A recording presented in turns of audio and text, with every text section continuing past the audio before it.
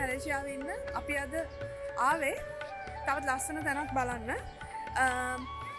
මෙතන හින්දු භක්තිකයන් අතර ගොඩාක් ප්‍රසිද්ධ තැනක්. මේ තැනට හුඟක් අය එනවා වැඳ පුදා ගන්න. මැලේසියාවේ තියෙන තවත් බලන්න එන ලස්සන තැන් වලින් එකක්. අපි උදේම මෙතනට ආවා. උදේ 7:00 වගේ දැන් වෙලාව. මේ තැන තමයි බටු කේව්ස්. එන්න මෙතන බලන්න තමයි අද අපි ආවේ.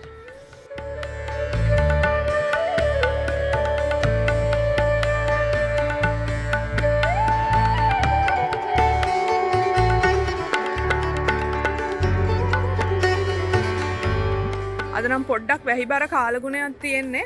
එහෙම වෙලත් අද හුඟක් සෙනග ඉන්නවා. මෙතන පූජාවල් කරන්න එහෙම ආපු. ඇතුළට ගිහිල්ලා බලමු. මෙතන උඩට යන්න පුළුවන්. මෙන්න මේ උඩට තමයි අපි යන්න ඕනේ. මේක උඩ කෝවිලක් තියෙනවා.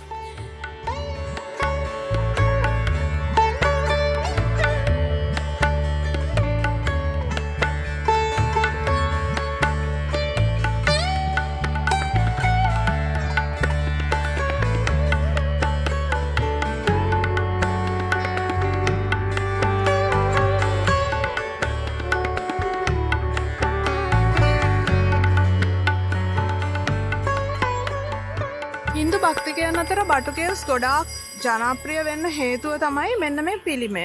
මේ පිළිමේ තියෙන්නේ මුරුගන් දෙවියන්ගේ පිළිමය තමයි මේ තියෙන්නේ. එතකොට හින්දු භක්තිකයෝ කියනවා මේ මෙතන බටු කේව්ස් වල තියෙන මොනවාද සිද්ධාස්ථානය. ඒ කියන්නේ මෙතන ඇතුලේ මුරුගන් දෙවියන්ගේ 6 වෙනි කේව් එක කියලා. ඒ කියන්නේ මේගොල්ලන්ගේ කාව තියෙන විදියට කේව්ස් 10ක් තියෙනවලු මුරුගන් දෙවියන්ගේ. එයින් 6ක් ඉන්දියාවේ තියෙනවා. ඉතුරු 4 මැලේසියාවේ තියෙනවා කියලා තමයි මේගොල්ලන් කියන්නේ. එයින් ඒ 10න් 6 වෙනි මුරුගන් දෙවියන්ගේ තැන කියලා තමයි මෙතන බටු කේව්ස් වලට කියන්නේ.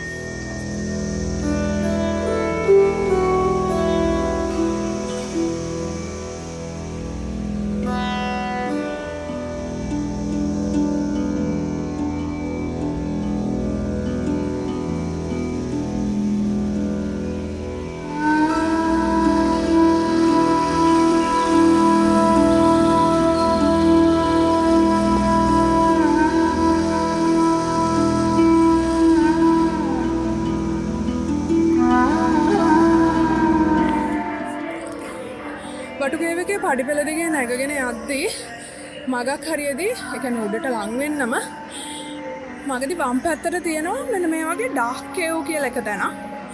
අපි දැන් දෙපාරක් විතර මීට කලින් මෙතනට ආවා. අදත් එක තුන්වෙනි පාර විතර මෙතන ඒ හැම පාරම වහලා තිබ්බේ. මම හිතන්නේ මේක මේ පබ්ලික් ක්‍රවුඩ් එකට ඕපන් කරන්නේ නැහැ මේ කේව් එක. මෙතන මේ බටු කේව් කියන්නේ එක ගුහාවක් නෙවෙයි. ගුහා ගොඩාක් එකතු වෙලා තියෙනවා මෙතන. මේ වටේම ලොකු කඳුපන් තියන්නේ. ඒ හැම එකෙම ලොකු ගුහා තියෙනවා මම හිතන්නේ. ඉතින් මේයින් එක ගුහාවක් තමයි මේක. උඩ මුදුනේම තියෙන ගුහාවේ තමයි මේගොල්ලන්ගේ කෝවිල තියෙන්නේ.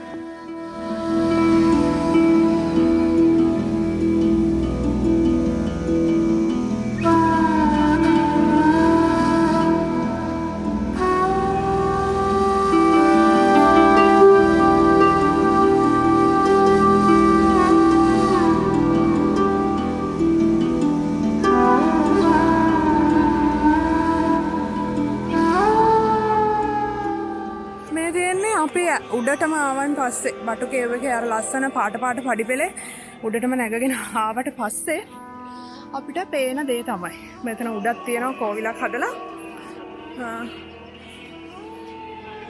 මේ තියෙන්නේ උඩ පේන හැටි. මේක මීට ගොඩ කාලයකට කලින් ඒ කියන්නේ මේ කෝවිල් එහෙම හදන්න ගොඩ කාලයකට කලින් මේක තිබිලා තියෙන්නේ වවුල් ගුහාවක් විදියට. මේ වවුල් තමයි මේක ඉඳලා තියෙන්නේ. පස්සේ කාලෙක තමයි මිනිස්සු ඇවිල්ලා මෙතන මේ පූජා සත්කාර කරන්න පටන් අරගෙන ඊට පස්සේ ටිකෙන් ටික මේ කෝවිලක් හදලා මෙච්චර ලොකු කෝවිලක් තියෙන තැනක් බවට පත් වෙලා තියෙන්නේ. ඒකත් හරියට අපේ පන්සල් වගේ තමයි.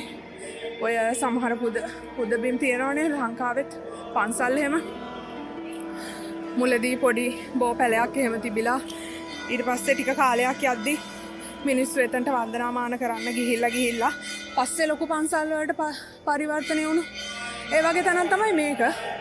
දැන් නම් මේකේ ඉස්සර එහෙම වවුලු හිටියා කිව්වට දැන් නම් ආසාවට එක වවුලෙක්වත් පේන්නේ නැහැ. දැන් ඉන්නේ අර කොබෙයියෝ විතරයි. මම හිතන්නේ මේ සද්දත් එක්ක කොහොමද වවුලුන්ට ඉන්න බැහැ මේකේ ඇතුලේ.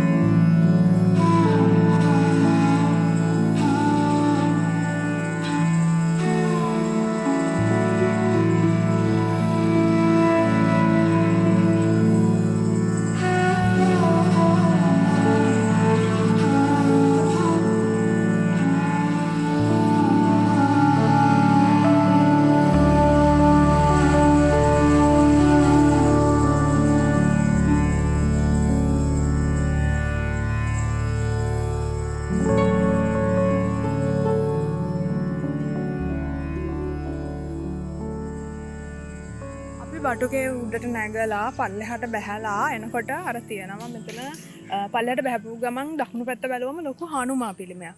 ඒ හනුමා පිළිමේ ගාවට ආවම එතන පහු කරගෙන ගියාම මෙන්න මේ වගේ තැනක් තියෙනවා. මේක ආර්ට් ගැලරි කියලා තමයි මේ කියන්නේ. මේකේ තියෙන්නේ රාමායන කතාව. මේක ටිකට් එකක් අරගෙන අපිට යන්න පුළුවන්. මට මතක විදියට රින්ගිට් 5ක් හරි එහෙම ගාණක් තමයි කලින් පාර තිබ්බේ. අපි කලින් පාර ගියපු හින්දා මේ පාරේ යන්නේ නැහැ. මේක ඇතුලේ තියෙන්නේ රාමායනය කතාව. ඒ කියන්නේ අර ස්ටැචුස් හදලා, චිත්‍ර ඇඳලා ඒ වගේ කරලා තියෙන්නේ මේක ඇතුලේ. ලස්සනයි බලන්න යනවා නම් ස්ටෝරි ලයින් එක මුළු ඔක්කොම තියෙනවා මේක ඇතුලේ. මේ තියෙන්නේ මෙතන අපිට ලීෆ්ලට් එකක් දුන්නා. කේව් එක ගැන මේක ගැන විස්තර ඔක්කොම තියෙනවා මේකේ. අපි කලින් යන පාර ඒ කියන්නේ අප්‍රේල් වල වගේ ගියේ. ඒ කාලේ නම් මෙච්චර හදලා තිබ්බේ නැහැ. මං හිතන්නේ දැන් මේක කම්ප්ලීට් කරලා. ඒ දවස්වල මේක හදන ගමන් තිබ්බේ. හරියටම හදලා තිබ්බේ නැහැ.